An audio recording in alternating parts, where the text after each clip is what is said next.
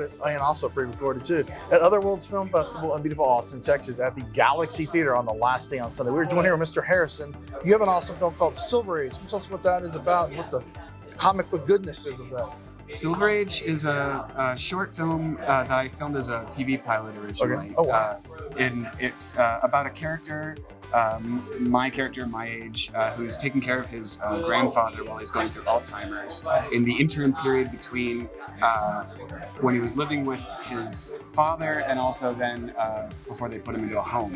And throughout the story, the grandfather character expresses these like fantastical paranoid delusions that the like his past or whatever. Yeah. That this and my character isn't sure what's real and what's not, what's fantastical and what isn't, until later on when he meets an old acquaintance of the grandfather who reveals that he actually was a super villain, underpowered masked vigilante, and he was his arch nemesis. So the guy that plays the arch nemesis, who is he? He really was like, wow, this is his villain. And the other guy, what was their names, and how did you find them? Were they friends of yours or relatives? Or oh no, I did a casting search, and I think we only got like 3 people to come in for the grandfather character. Okay. And originally the guy, Bob Weiner, who plays August, my grandfather in the movie, he really wanted to play Kurt, the villain. Oh, the other guy. He really wanted to play that. But he just felt better as the grandfather because he just has a kinder looking face, not so much of a imposing. Like the other guy kind of gives that villain off. He's perfect like that. He's played a lot of villains. I remember seeing him as a kid. When we met him, we were just like, okay, that's Kurt. No need to talk to It's already a anybody done else. casting call. Yeah. I saw him as a kid on an episode of Briscoe County Jr. Oh wow, I saw that show, man. Yeah. And I told him that, and he was like, no one has seen that show in like 30 It's a great years. show, and as an 11-year-old, I was like, something about this actor Was is it Bruce really Campbell, right? compelling. Bruce Campbell? Yeah, with Bruce Campbell, yeah. He And he had Evil a Dead scene himself. So I got a question.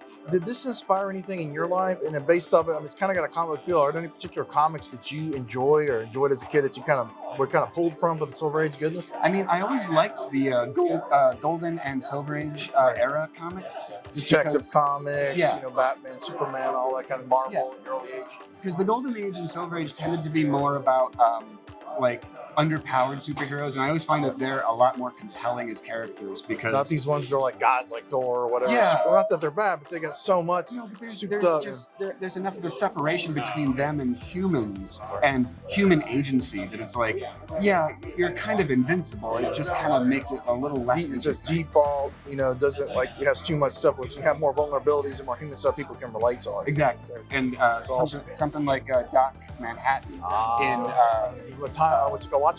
Yeah. And it was like, okay, once this character comes in, he can do all this stuff. He in a way is representative of those kind of overpowered. But he used to be a human. Kind of boring. Right, he used to be a human. Yeah. Right. So they give him that kind of a level of development as a character that you didn't really see in some comics where it's like, no, they're just they're just overpowered. But I got a question pertaining to that. In your film, is there a message that you were trying to kind of convey to the viewer that when they were watching it, based on not just the superhero but the Alzheimer's factor or any of that in your life or just in general? I mean, the story's based on my family's experience taking care of my 2 grandfathers and my father all going through Alzheimer's, and now my grandmother as well. Sorry, so, oh no, it's fine. I got a few buddies myself and my father's friends. Yeah, and it is very weird. Some of the things that Gus says are sort of like almost directly related to what my grandfather said, and he had these big paranoid kind of stories in his head about like forces that were going to assassinate him, that were like closing in on him and stuff. And so that's mirroring your real life. Yeah. And the message, I'm not sure there was like a message per se, but I just wanted to use the short film, the pilot, to kind of also examine the placement of the superhero genre as sort of the centerpiece in our media culture right now. This is like the overwhelming, like, whoosh, yeah, so widely everything kind of has to connect to that now. Right. And I got like these universes too, like the MCU, the DCU, all that. Right. And I kind of got tired of it, of seeing all of these things over and over. So I like the idea of a superhero character who tells the same story again and again and again, because that's what the origin stories are. We've seen the Spider-Man movie like Get 5 the times. spider, It's the the- same thing, yeah. you know. And basically, I like the idea that his character as an archetype is threadbare and worn out, and he's confused. Mm. And basically, the series would move on to be like, what comes after that? What does It it could look even like? be flashbacks of when they were younger or whatever if you wanted to. We tried to do that. Oh, you did? Oh, We wow. tried to do a flashback sequence and it didn't really work. It also just gave away the story. It was very early. fascinating to see the chemistry just with the actors. It looked genuine, all of it, including in your role and everything else, all the roles y'all did. Is there a website for that? And another question is, are you planning on doing anything more with this project or any more pop culture, sci-fi, or comic book projects? Actually, I did want to extend this into a series if I could. Totally dope. The idea would be to like show it at festivals and see if we could sell the idea. Right. Because I've got a lot of really interesting characters. I was going to have one actual super-powered character Oh, in wow. the remaining. Do you know what their superpower would be, or just kind of? Yes. I like the idea that a character would be able to stop time, Oh, but then their ability to restart it is that's unreliable. pretty cool. Man. Yeah. That's awesome. So they So look like they disappear. They when would just freeze come it, then back. they restart it. Yeah. Which would be a very good advantage in a superhero or a villain realm as Right. well. What website or any links or can you find it? Has that been released out on YouTube or any of that? Or No, it's all private on Vimeo right now for the Okay. festival circuit and shit. But I'm trying to do. I've got Antarctica Pictures on Instagram.